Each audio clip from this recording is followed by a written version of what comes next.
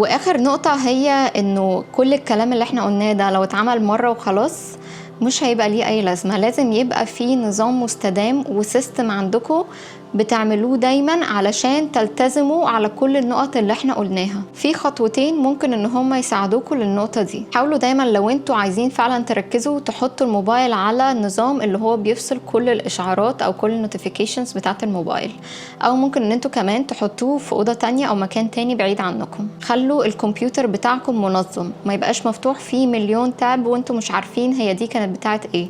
حاولوا ان انتوا كل اخر يوم بعد ما تخلصوا شغل او مذاكرة تقفلوا كل التابز اللي خلاص انتوا مش محتاجينها في الكمبيوتر عشان ما تبقاش مشتتة انتباهكم. وتاني حاجة هي ان كل اخر يوم خدوا بس 5 دقايق اكتبوا فيها كل الحاجات اللي ناقصة عليكم اللي انتوا ما قدرتوش تخلصوها النهاردة عشان تخلصوها بكرة. فكرة التخزين الزيادة عن المخ اللي هي هتخليكم ما تقدروش تركزوا وتفتكروا كل حاجة، النقطة دي هتساعد فيها لما تكتبوا الحاجات اللي في مخكم في ورقة لحد ما المخ والجسم بيطمن ان هي موجودة في حتة هتقدروا ان انتوا ترجعوا لها وتفتكروها. فمش بيبقى عليه نفس الضغط او البريشر ان هو بيبقى حاسس ان انا لازم افتكر كل حاجة في حياتي.